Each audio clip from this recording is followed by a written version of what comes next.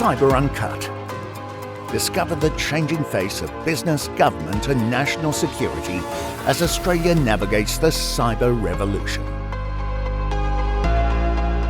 Good morning, good afternoon, good evening. You are tuned in to the Cyber Uncut podcast. My name's David Hollingworth. I am the Deputy Editor of Cyber Daily, and I'm joined by our lovely young grad, Bethany Alvaro. Say hi. Hello, thank you. How's your week been? It's good. It's pretty chill, actually. I'm glad it's chilled for someone. Yeah, honestly, it's a pretty breezy week. You know, went to the pub yesterday.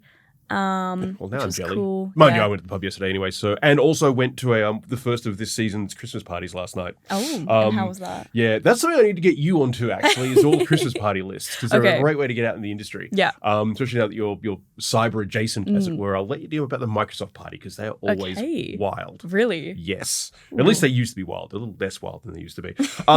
But yeah, it has been a bit of a busy one because you've been looking after AI Daily while our colleague Dan is away enjoying his time in New Zealand and sending me photos of Middle Earth and making me cry. Yeah, and of course I've been looking after Cyber Daily as well. But let's get right into it. Let's start off with some artificial intelligence news and scams and sales. Yes. At least one of my favourite things, buying things cheap. Yeah. Yeah. Well, so last time it was about Black Friday, and now it's more like the holiday season. And this new study found that 1 in 5 individuals are reporting financial loss. That's this 1 holiday in 5 season. Australians have lost money to holiday scams. Yeah. And it said that the most well-known scam, that what they're trying to pretend to be, is Apple, Nintendo, Samsung, and Disney. Disney I get as a holiday scam, but why Apple? But I mean, same Nintendo, I think, as well. Okay. But Apple, I mean, AirPods, Apple Watches. Oh, I see. Yeah. These are the kind of brands that Headphones. yeah. Okay, so they're impersonating those brands and getting money. 1 in 5. Yeah. 1 in 5. That's high. About $445. Yeah. Like per. I haven't had a scam email. No, I just realized it because that all goes into my bin. But I haven't had a scam SMS in a good long while. I used to get them a lot. The messages all the time. It comes in waves. So you know how scammers will buy these massive lists. They're called combo lists. They'll buy them on hacking forums. So every now and then someone will sell a new one, combo list, 1 million verified Australian whatever. And so this will get in circulation. If you're on that hacking list, that's when you'll start getting scams circulated and stuff going to you. Yeah. I know, because I used to get them all the time, but then I haven't anymore. So maybe. So probably that list. list that you're on is now kind of like, it's old. No one's using it anymore. Yeah. But more for AI stuff, they 60% of the respondents for the survey, the report, said that they expressed more concern about AI scams compared to this time last year. Well, I mean, AI technology is certainly making scams harder to detect. Yeah. As it used to be the case, you'd get a message, you look at it and go, yeah, look, I'm pretty sure Commonwealth Bank's knowledge of English is way, way better than that. Now, though, you can just put a prompt in a chat GPT or any of the various large language models that are on the dark web and don't have any safety guardrails at all, where they're literally designed exactly for writing scam emails. Yeah, but I think it's interesting that more people are, like 60% of people are more concerned about it this year than last year. Well, I'd say they're more aware of it as well. Yeah, I mean, it's AI and generative AI has exploded. I've actually had some analysts that I've spoken to say that the AI risk has been really overstated, that it's not as big as it is. However, obviously, it still is a powerful tool in the hands of the wrong people. Yeah. Yeah, I think it's just a lot more commonly known now, because when you think about it, AI has been around for ages. Well, I mean, technically, autocomplete that we all swear at on our phone is AI. Yeah, and Siri and everything as well. That's been you're typing around in for Google ages. Documents and it wants to start finishing a sentence or use something like Grammarly. That's all kind of the same kind of technology that drives ChatGPT. Yeah, I think it's just now people are more aware of the dark, not the darker side, but the more lucrative ways. If you work in an office, chances are you're very, very exposed to AI these days. It's just used everywhere. I mean, if you're a blue collar worker, not so much. Yeah. But most people are probably very aware of AI. They've dabbled with ChatGPT. AI assistants are being rolled out in schools across Australia. It's now just becoming an everyday part of life. Yeah. Well, that actually sort of leads into the next AI story. the largest accounting body in Australia, CPA Australia, Yep. their business investment lead is really encouraging of AI. really encouraging. Super encouraging of AI, and saying that more young Australians should be using it if they want to get into the business market. Yeah. What did he say here? Encouraging more young Australians into business ownership isn't just good for them, it's vital for the economy. This is Gavin Ord, their business investment lead. He said that AI gives young entrepreneurs the ability to innovate and scale quickly, which will help revitalise Australia's small business sector and strengthen our long-term economic vitality. I wonder how many shares he has in OpenAI. I'm not suggesting anything. Maybe just a couple. It's definitely an interesting take. I mean, here at Momentum Media, we've now recently put use of AI in our job descriptions. You are expected to be familiar with and make regular use of AI tools in your day-to-day. And I'm sure that's a part of a lot of people's lives now. Yeah, actually, I was talking to my mom about AI daily the other day. Yeah, because I was like, I'm doing this AI thing. And, it's kind of weird using AI in the journalist role. I did not, Yes, it must be very odd. First job you get is, here, let a bot do it for you. Yeah, I was like, obviously it's not that. Yes, we've spoken at length about how AI daily is very much about having that human in the loop. Exactly, but I was saying it's very interesting, being exposed to it in the workplace. So heavily exposed as well. I mean, because Momentum's very, very bullish on AI. Yeah. And a lot of our sites use it in various ways, whether it be Adam Thorne did some amazing things using huge data sets to find some interesting bits. Well, that's the thing. It can be. It's very useful. Yeah. And she was like, in 15 years' time, it's going to be, not even 15 years, in 2 years' time, it's going to be good in the resume that you've got AI experience. Oh, no doubt. So I 100%. do get what he means, but when he says, this is a quote, embracing AI will be key to boosting productivity and economic growth. Young Aussies should be proactive, leveraging AI, professional advisors and mentors to follow their entrepreneurial and creative instinct. That's where I get a bit. I know. It's like, how exactly are they leveraging AI? Because we also hear a lot of talk about people using AI to glam up their resumes, and of course, on the other side, people using AI to go through their resumes, and suddenly you've got no actual human in that group whatsoever. I think saying that it can be used for your creative instinct is very... For young Australians with ambition, AI provides the tools to help them compete locally, nationally, and on a global stage. I mean, I think he's big upping it a lot. Yeah. There's a lot of talk that AI is absolutely the key to Australia's productivity problem. I'm not sure it is at that scale. I think it's going to make it worse, to be honest with you. Make it worse, yeah. People aren't working as much, and that's it's understandable. 4-day work weeks. I'm a big fan of. As we always say, AI is here to stay. Yeah. My partner was out of the workforce right when AI hit really big, and so one of the things that she was nervous about getting back into the workforce was suddenly AI's everywhere. Yeah. And she's just not used it much. She was actually a little bit intimidated by it. I kind of don't blame her. I definitely have some strong opinions on it. Rather than viewing AI solely through the lens of misuse and workforce anxiety, Ord said we should recognise it as a launch pad for young entrepreneurs.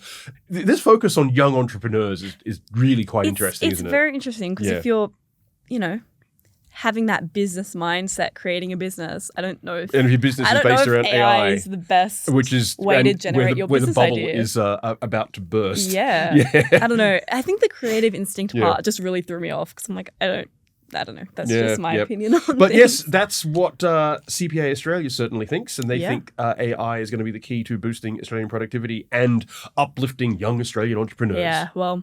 Good for the young entrepreneurs, I say. See what my friends doing business will say. And on that note, we're going to throw to a quick break. Welcome back to Cyber Uncut. I'm David. And I am Bethany. She is. She's not lying, I promise you that. And now we are to the meat and potatoes of the podcast. We are talking cybersecurity, and eventually we will get to the crimes. Sadly, there's been a few of them this week. But this one's kind of funny. There's a Chinese official visiting Australia at the moment. And we actually spoke... So before this podcast, I recorded the Australian Aviation? I always get that wrong.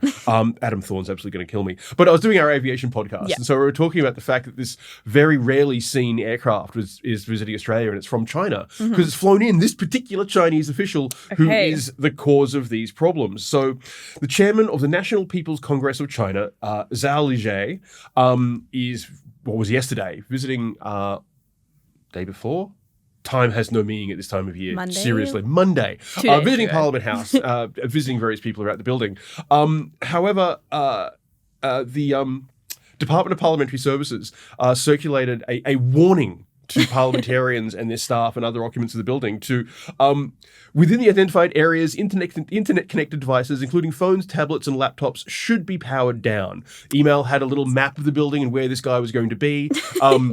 Parliamentarians were told to close the doors of their offices for improved privacy. And it's just like, Wow. what, are we expecting this guy and his To be the entourage to be yeah. this elite team of hackers, as I suggested to Jake on the aviation podcast? Maybe this 747 they've flown in on is just full of hacking gear. I don't know. But yeah, it says where devices must be used, please ensure phones and iPads are updated with the latest software version and placed in lockdown mode. And laptops should have Wi-Fi and Bluetooth switched off. Occupants of Parliament House were advised to take alternate routes to get around the building and not have to run into this guy. So I'm like, does the Australian government legitimately think this guy is some kind of incredible hacking threat? And I actually asked DPS. This is what they said, wonderfully answering my question. DPS often communicates with building occupants, including parliamentarians and their staff, to provide advice and keep them informed of activities occurring in and around Australian Parliament House. That was not the question I asked at Definitely all. beating around the bush there. The opposition shadow cybersecurity minister, Claire Chandler, she certainly had something to say. She found it incredibly concerning about the extreme lengths that the DPS was going to during this visit of this Chinese official.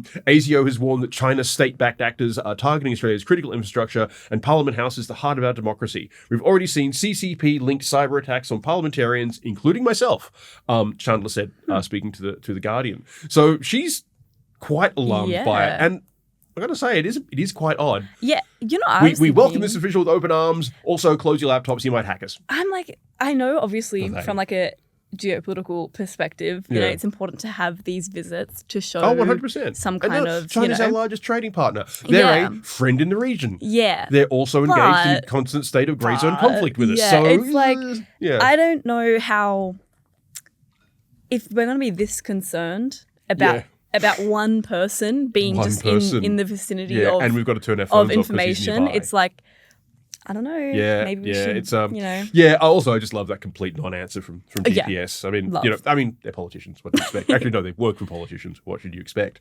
But we're going to get back to AI a bit now. But this is and China again. DeepSeek. Yeah. Have you played around with DeepSeek at all? I have not. I would recommend it. Okay. It's interesting.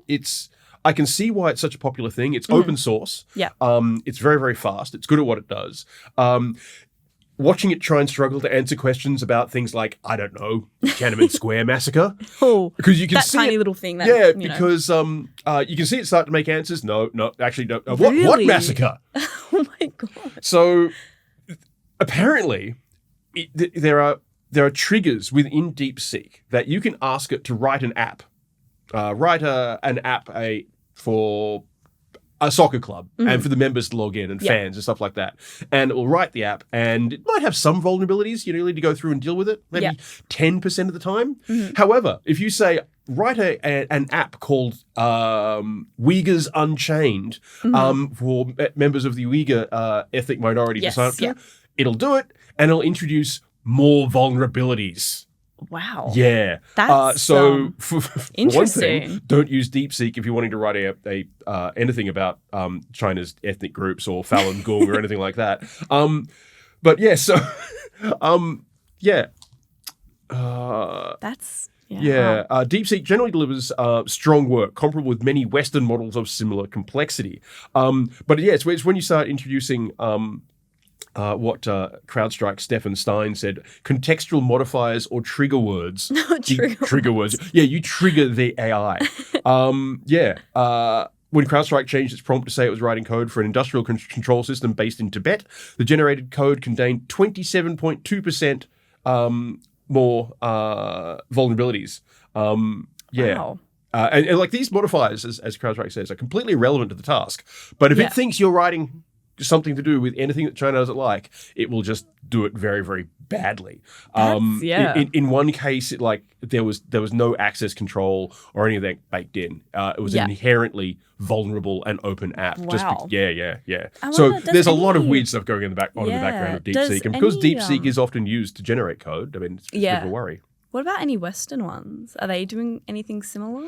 Not that I'm aware of, No. Except for Grok, where if you mention Elon Musk, it'll compare Elon Musk to the greatest gods of all time, and he's Olympian in his strength. He's peak form. Oh God, that's so embarrassing to watch. As a friend of mine said, he is the most divorced man in the history of ever. Oh, true. His playlist must be amazing though. But yeah, in the case of asking DeepSeek to code that app I was talking about, Uyghurs Unchanged, the full app was openly accessible, including the admin panel, exposing highly sensitive user data.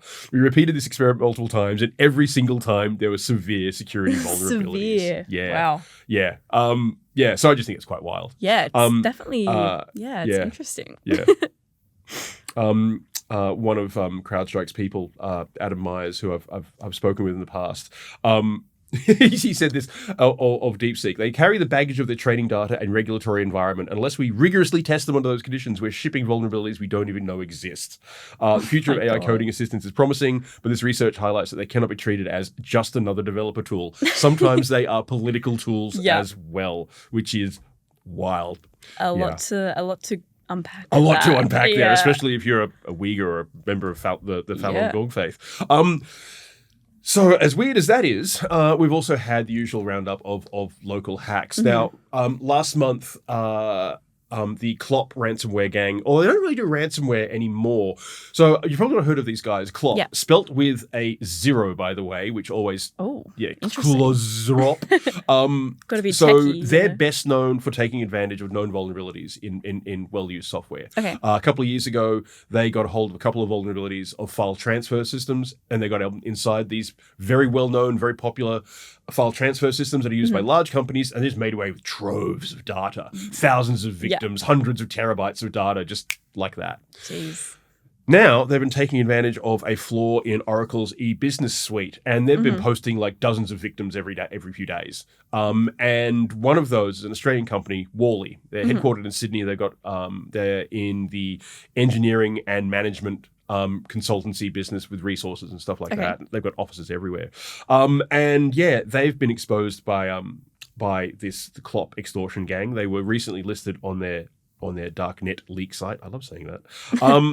And whilst Clop intimated that they had a lot of data, this is what Worley had to say. In October 2025, Oracle announced the active exploitation of a zero-day vulnerability in one of its products, which allowed unauthorized access to Oracle environments running the affected software. This incident affected numerous organizations that use this software.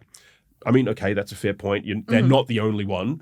We're talking companies like Ansel. Yeah, that company. They make condoms. Yeah, they got hacked. But Worley said, we promptly activated our incident response protocols and initiated a thorough investigation. This investigation includes external specialists and Oracle to assess any potential impact on Worley. And Worley said, so far, there's no evidence of any impact on our data. So sometimes hackers lie. Yeah. Yeah. I wonder, what's the point? Is just to be like, we can...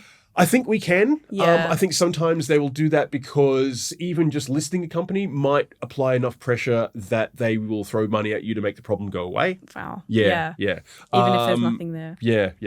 We are notifying relevant stakeholders as necessary and maintaining vigilance as our investigation continues. Clop is just remorseless. Yeah. I think they've racked up more than 1,100 victims in the last few years. Oh my God. Where are they based? I would say they're probably Russian speaking. Their English is terrible. I will say that. And it always says the same thing about its victims. Company doesn't care about its customers. It ignored their security. Yeah. Very grammatically correct. Yeah. They're I would it flows well. I would lay dollars to donuts that they are Russian speakers. Yeah. So the Oracle hack has taken another Australian victim. A little bit more alarming is a relative new ransomware newcomer. They're called Beast. That's Beast. I know, right? Yeah. And they only appeared in July, although they seem to be linked to a couple of prior outfits. Again, Russian language speakers. Okay. There's a hacking forum called Russian Anonymous Marketplace, or RAMP. Okay. Yeah. RAMP I've and tried. Beast. I've joined a few of these hacking forums in the Yeah. past. It's always a great place to find out what the hackers are doing. Yeah. However, some of them, like RAMP, if they see you trying to join from Australia, they just ban you. They just Really? Yeah. It's like, we don't want you. Where do they let people in from? Then? Probably anywhere in the Confederation of Independent States, so anywhere in Eastern Europe. Yeah. And it is a Russian language forum as well, so I wouldn't be able to do much when I was there anyway. True. I mean, except translate. maybe learn Russian. Yeah. Oh, yeah. Make big use of Google Translate. But anyway, this group has claimed to have hacked a pharmaceutical group, a pharmacy group that operates in Broken Hill, Outback Pharmacy. In Broken Hill? Yeah, you'd think, why? What are they doing there? Well, here's the thing. Hackers are opportunistic criminals. Yeah. They go after the low-hanging fruit, and that's what cybersecurity specialists, that's the term they use themselves. So they've been basically looking online, looking for any outfit that has a vulnerability that they can take advantage of, and clearly this pharmacy, Outback Pharmacy Group, had one. They operate, I think, 6 pharmacies in Broken Hill, and while the Outback Pharmacy Group has not gotten back to me, I've had a look at some of the data that Beast has already published. They've already published, I think, 20 documents. It's pretty awful stuff. We're talking treatment plans. We're talking, lists of medications for elderly. That is so sad. Yes, just like what we were saying last letters, week. It's just so unnecessary. Not unnecessary. I mean, well, that's the word I would use for it, not them. But for the criminal model, it is absolutely necessary to apply as much pressure as you can, and that's what part of that process I think is. It's just, but I just feel for these people.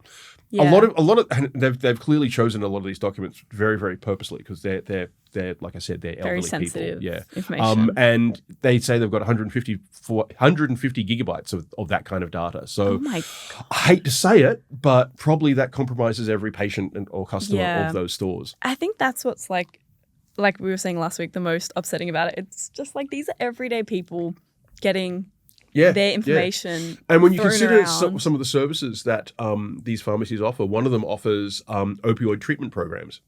So that's data you probably don't want out there. And I've started to see more of that recently as well. Healthcare has always been a juicy target for criminals because of the nature of that data. Yeah. And when it's stuff like that, I just feel so horrible for the victims. I know it's and you know when it's never easy to say how this initial access has been gained, because one of the issues with a lot of healthcare groups face, whether it be a healthcare center, a pharmacy, or what have you, is they don't really have IT people. They don't have. They that's not their focus. They might be signed up with a managed service provider who provides them with cybersecurity stuff. Yeah.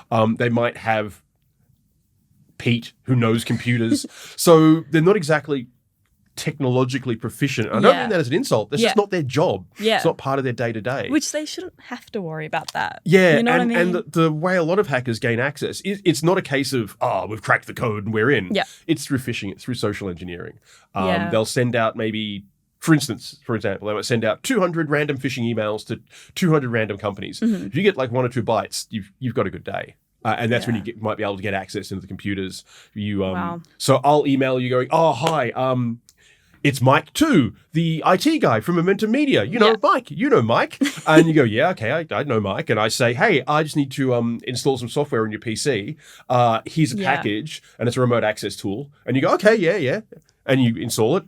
Well, you just installed a remote access tool, which gives the hackers remote access, and then they're in. And they've not done it themselves. You have. Yeah. The victim has. And 9 times out of 10, that's a very successful way of going about things. And especially like if for people that aren't, digitally literate, Bingo. if you could There's so many ways to for it get through so that with social quickly. engineering. Yeah. So, my heart goes out to the communities in Broken Hill. Yeah. 'Cause one of them change your passwords. Yeah, one of the chemists works with the Royal Flying Doctor Service as well. Yeah. So I mean, it's this. Yeah. It could be. I mean, I don't know if any Flying Doctor data might be included. I simply don't know. Yeah. The data set hasn't been published yet. Yeah. Unfortunately, Outback pharmacies have not gotten back to me. I hope they do, because I'd love to include their response to this in the story. But as I said, it's never a good day when personal health data is compromised like that. Yeah. And on that up note, we're going to go to a break, and I promise you we are going to come back with some good news that'll at least put somewhat of a smile back 100%. On your face back shortly. Welcome back to Cyber Uncut. I'm David, she's Bethany, and now the good news. I promise you we actually do have some good news. So Australia has stood up, or will stand up early next year, the AI Safety Institute. Yes. Walk us through that one. So it's what it sounds like in does the what it says AI in the tin. Safety Yes. Institute. So it's going to be making sure that industry is, monitoring the risks and the harms of AI, and it's more of like a guide point, a bit of a post of making sure that Australia is working with AI in public and private sectors in a safe way. Yeah. I mean, it makes sense. Tim Ayres, Minister for Industry and Innovation and Minister for Science, he said AI is already transforming the way we live and work, which is something we talk about all the time. Adopted properly and safely, AI can revitalize industry, boost productivity, and lift the living standards of all Australians. But there are two sides to this coin. While the opportunities are immense, we need to make sure we are keeping Australians safe from any malign uses of AI. The Albanese Labor government is establishing the AI Safety Institute to provide the capability to assess the risks of this technology dynamically over time. Yeah. Seems sensible because we know there are risks involved with AI. Exactly. I mean, I think it's a good thing. I think it's interesting that he said in his statement that AI can lift the living standards. Yeah, so it's an interesting take. It is actually. So everybody talks about, AI is not going to replace your job, it'll just make your job easier. I think it was Bernie Sanders was talking about this recently. I love Bernie. Me too. I was saying, well, okay, time for a 4-day week then. Yeah. If AI is going to make us work smarter and not harder, cool, excellent. Where are the productivity benefits in giving us time off? Yeah. And I'm 100%. like, testify, brother. Go, comrade. Yes. I'm absolutely there with him. So, yeah, 100%. if we use AI in that way, governments all over the world are experimenting with a 4-day week. So are a lot of large companies. And pretty much, I haven't seen a single example of productivity dropping.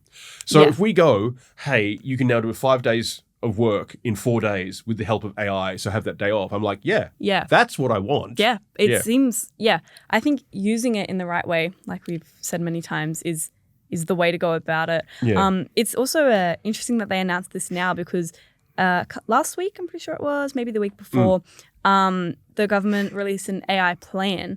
Yes, and they're going to Katie Gallagher finalise did that the end of this year as well. Yeah, so it's, it seems like the government is doing a lot to kind of get ahead, I guess. Absolutely. Well, I mean, it's already AI's been here though. AI's here. It's been here for a bit, but the working new out wave how of best it. to do it and utilize it. Absolutely. So that's great. Keeping Australians safe. Yeah. Thumbs up there. Honestly, seems like a good thing. I mean, it's what's really weird is that also it's going to be operating out alongside the National AI Centre, and I do sometimes wonder. Do we need all of these different centres and institutes and all of this when it could just be under one umbrella? Them all. But that's the nature of government, right? Yeah. It constantly metastasizes. But other good news, and this is always great to talk about, Australia has joined the US and the UK in sanctioning a pair of Russian cyber criminal service providers. Have you heard of the term bulletproof hosting? I don't think so. Yeah, look, probably not a lot of people have. So bulletproof hosts. So think about an internet service provider. You sign up, you get internet service, you can get a hosting service, you can host a website, do all kinds of stuff. Yeah. If you do something illegal on that website, that service provider will almost certainly take the site down if the government asks it to. Yeah. Bulletproof hosting providers operate in jurisdictions where they can do whatever the hell they want, and they sell that to cyber criminals. Okay. So if you're a ransomware operator, you work with the bulletproof hosting provider to house your infrastructure. Yeah. All of your cloud compute effectively happens there. Not a lot we can do about it because these guys operate out of places like Russia. Yeah. But in this instance, as I said, Australia, the US, and the UK have sanctioned a pair of Russian cyber criminal service providers. They operate. What's it called? My Land. The website logged me out. No, Media Land. Media Land. Okay, and we're back. Yeah, they operate a company called Media Land, which is effectively an ISP for bad guys. And the photos of these guys are great as well, because the AFP, when they announced this, they shared a couple of photos. And they look exactly like... I was going to say, they look exactly the same. They do look exactly the same. It's really quite wild. But also photos... So this is Alexander Alexandrovich Volosevic and Kirill Andreevich Zotolkin. Sorry, it sounded Great drunk when I said that. Zotolican. Probably helps if we're drinking more vodka. But yeah, so they've both been sanctioned. Basically means it's now legal to support their business or transfer any money to them. Yeah. They can't travel to Australia. I'm sure that doesn't worry them one little Yeah. bit. However, it's about providing visibility into this kind of criminal ecosystem. Here's what Penny Wong had to say. Working across government with international partners, we'll continue to take action against Russia to disrupt cybercrime and hold malicious cyber actors to account. And I like the fact she's actually said Russia, not Russian hackers, Russia. The country of because Russia. Russia does actively support this criminal ecosystem. Yeah. The great thing, the really useful thing about these kind of sanctions, though, is those two names are now out there in the wild. And if you're a cyber criminal, would you possibly not trust them now? Yeah. That they're exposed somewhat? Exactly. That Western authorities know where their infrastructure is? Reputation I damage. might not go with them. So there's the other almost hidden benefit of sanctioning these individuals. Like the carry-on effect. Yeah, they operate in the darkness. If you can illuminate them, fantastic. Yeah. That's a good metaphor. Yeah, this is what AFP Cyber Command Assistant Commissioner Richard Chin said. They provided cyber criminals with a perceived layer of protection by refusing to take down websites with legal content that have been flagged by international law enforcement agencies and governments. The name suggests they are bulletproof, but our message to cyber criminals is clear. Just because you operate on the dark web, it does not mean you are beyond law enforcement and our partners. We can see your criminal activity and we will find you. Menacing. That's some real Liam Neeson stuff there, isn't it? Menacing in the best way. Yeah. And again, it probably won't change the way these guys operate too much, but they may not be able to operate quite so freely. Yeah. And that's a good start. Australia's ambassador for cyber affairs, Jess Hunter, said cyber sanctions work to deter cybercrime and help protect Australians by exposing the activities and identity of malicious cyber criminals operating across jurisdictions, placing them at further risk of detection wherever they may hide. I mean, it's talking a strong game. Yeah. Chances are these guys will keep doing business. Yeah. As I said, it's just a matter of can we make sure they do less business. I wonder how easily they can operate under maybe a different name. Oh, almost certainly. And these guys also operate under a number of aliases. They've got a number of companies underneath Medialand as well. They'll probably just rebrand and pop up somewhere else. Yeah. But yeah, one photo of one of the guys is great. He's got like his business's logo behind him. He's, of course, wearing track pants. And of course, he's got an AK-47. Well, as you do when you're in Russia. Yeah, as you do. All he needs is a bottle of vodka. Yeah. But there you go. 2 pieces of good news. Yes, to close out the week, which is what we always love to do. I think we're done. I think so too. Thank you for listening to us. You can find myself and Bethany on Cyber Daily, www.cyberdaily.au. You can also find Bethany on AI Daily. That's I can spell AI.